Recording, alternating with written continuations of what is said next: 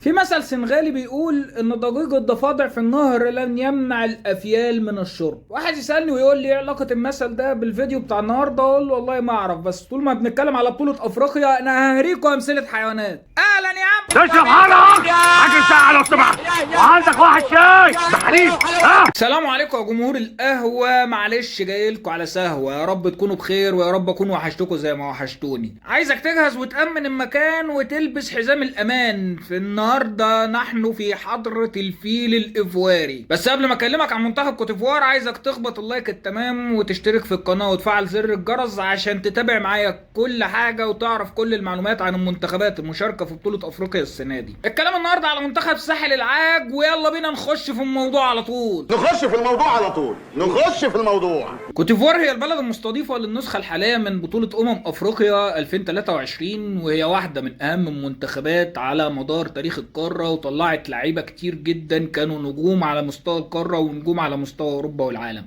يعني مثلا مين ينسى إيمانويل إبوي الباك رايت بتاع أرسنال، ومين ينسى إبراهيم باكايوكو واحد من أقوى مهاجمين الدوري الفرنسي، مين ينسى الأخوين توريه كولو توريه ويايا توريه، مين ينسى طبعا ديديه دروجبا وغيرهم لعيبه كتير كانت من اهم اللعيبه في تاريخ افريقيا. كوتيفوار قدرت تفوز افريقيا مرتين، مره سنه 92 ومره سنه 2015، وحصلت على الميداليه الفضيه مرتين وحصلت على الميداليه البرونزيه 4 مرات. اما مدرب منتخب كوتيفوار فهو الفرنسي جان لوي غاسييه، عنده 68 سنه ودرب اكتر من نادي في الدوري الفرنسي اهمهم مونبلييه وسانت اتيان وبوردو. المدرب عمره ما فاز ببطولات قبل كده، لكن عنده طموح كبير انه يقدر يحقق انجاز مع منتخب كبير زي منتخب كوتيفوار. لو بصيت معايا حبيب اخوك على تشكيل منتخب كوتيفوار هتلاقي اكتر من لعيب كبير واكتر من لعيب قوي بيمثلوا اكبر انديه اوروبا. لو بصيت معايا مثلا على مركز الهجوم هتلاقي عندهم الجناح سيمون اندجرا لاعب نادي برايتون الانجليزي، هتلاقي عندهم نيكولاس بيبي لاعب نادي ارسنال السابق وترابزون التركي الحالي، هتلاقي عندهم في الهجوم طبعا سيباستيان هيلر